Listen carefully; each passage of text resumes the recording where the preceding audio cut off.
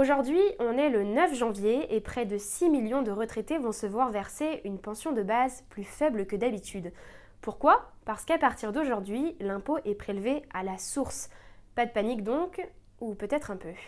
Donc moi j'ai l'impression que c'est une arnaque. C'est compliqué, même ceux qui ont inventé le système, les énarques là, eux, des fois, quand ils vous parlent à la télé, je crois qu'ils ne comprennent rien non plus de ce qu'ils ont fait. Le prélèvement à la source, c'est le moyen de prélever directement vos impôts à la source de vos revenus. Pour la retraite, ça signifie que l'État prélève directement ce que vous lui devez auprès de la Caisse nationale d'assurance vieillesse.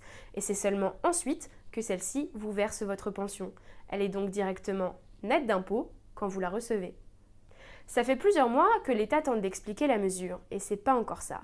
Sur le prélèvement des retraités, la Direction des finances publiques a réalisé une vidéo YouTube de 12 secondes. Bon, on va essayer de faire mieux. Mais qui est concerné par cette mesure ?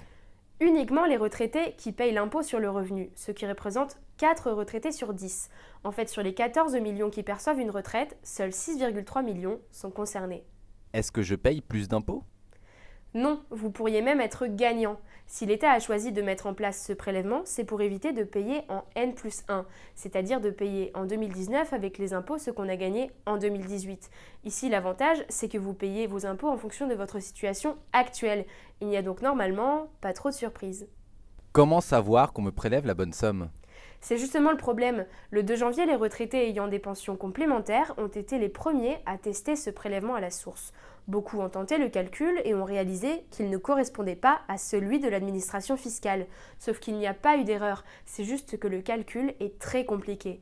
Si l'on veut vérifier les opérations, il ne faut pas multiplier le taux de prélèvement avec le montant net de sa pension, mais avec le montant net fiscal, qui est légèrement plus élevé. Comment je fais si je suis devenu retraité en 2018 ? Là aussi, c'est un peu compliqué.